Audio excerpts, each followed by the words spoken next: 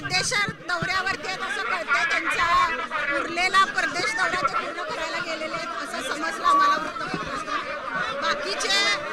बाकीचे सगळे संचालक इथे उपस्थित आहेत म्हणतात.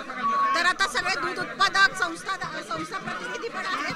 तर सगळ्या संचालकांनी पुढे येऊन सांगावं जे कोणी याच्या समर्थनात आहे. एमडीने जे सांगितलं खुलासा केला की डिबेंचरच्या बाबत आहे ते ताळेबंद झालेले आहे आणि परत येणं शक्य नाही, काय वाटते मग याबाबत? बरोबर आहे, गेले 30 वर्ष डिबेंचरची रक्कम कपात केली जात होती, पण हे फक्त अर्ध सत्य त्यांनी सांगितलं. त्याचबरोबर त्यांनी हेही सांगणं गरजेचं होतं की ही रक्कम फक्त 10% कट केली जात होती, जेव्हा की मधले 3 वर्ष तर अजिबात माडिक साहेबांच्या काळामध्ये सत्तेच्या काळामध्ये 3 वर्ष 1 रुपया सुद्धा डिबेंचर कट केलं नव्हतं.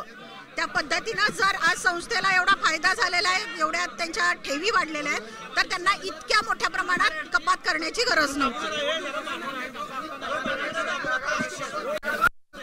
आता हे प्रशासन जास्त चांगल्या पद्धतीनं सांगू शकेल. आम्हाला तीच अपेक्षा आहे की हे असं का केलं, हा जो यांचा प्रश्न आहे तो प्रशासनाने त्याचं उत्तर द्यावं.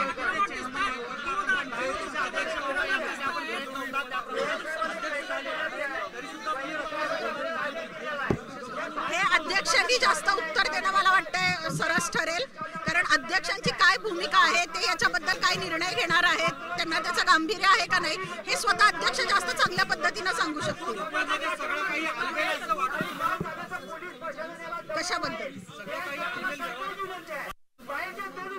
ज्या अर्थी या गेल्या 4 वर्षामध्ये शासनाचा जो लेखापरीक्षक अहवाल आहे तो त्यांच्या विरोधात जातो. जाजम खरेदी घोटाळा हा खूप चर्चेत आहे. आता शेतकऱ्यांची डिबेंचरची रक्कम 40% म्हणजे मला वाटतं गोकुळच्या इतिहासात सगळ्यात मोठी रक्कम कट केलेली आहे. असं असताना सगळं अलबेला हे म्हणणं चुकीचं होईल.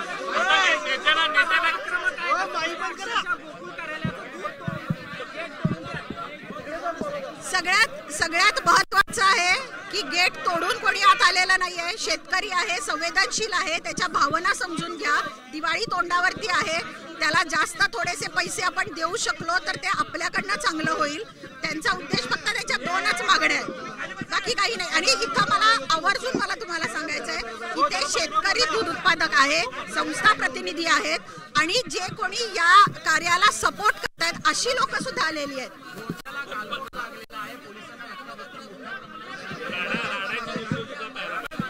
नाही, प्रशासनाला कुठल्याही प्रकारचं आम्ही हे केले धक्काबुक्की केलेली नाहीये. जनावरं इथे आली होती, जनावरांना बाजूला करताना थोडंफार काही झालं असेल, पण आम्ही ते समजून सांगितलेलं आहे जनावरं बाजूला ठेवा, जनावरांना काही होता कामा नये. काय माहिती, आता मी जाऊन बघते कोण कोण आले, त्यांना बाहेर घेऊन येते मी.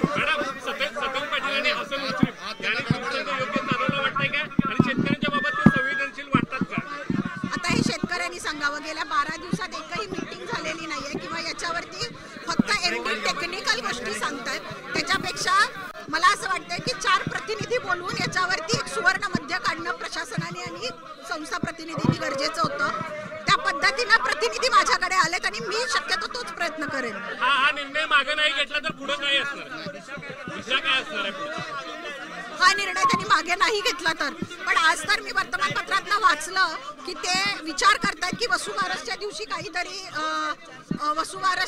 ते काहीतरी शेतकऱ्यांना गिफ्ट म्हणून भेट म्हणून काहीतरी जाहीर करणार आहेत. तर मला अपेक्षा आहे देव त्यांना सद्बुद्धी देव आणि डिबेंचरची रक्कम नाही तर बिल फरक जादाचा देता यावं.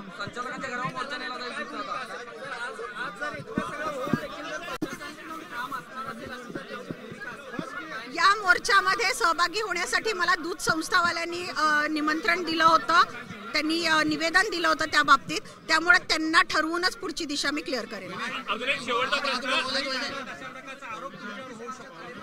मी आणलं मी बघा, पहिली गोष्ट तर हा मोर्चा मी स्वतः काढलेला नाहीये.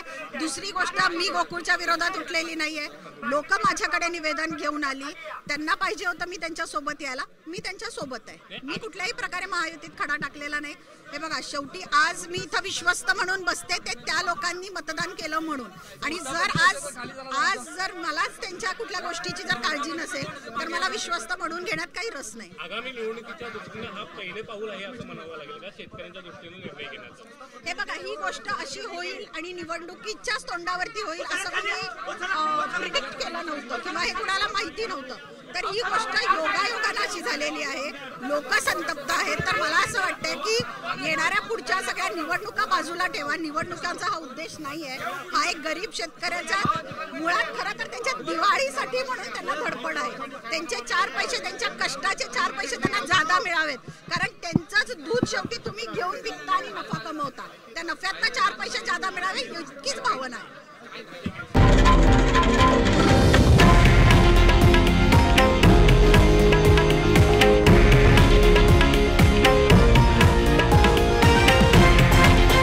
हे आहे देशातील नंबर 1 न्यूज नेटवर्क आणि आपण पाहत आहात TV9 मराठी, एकमेव.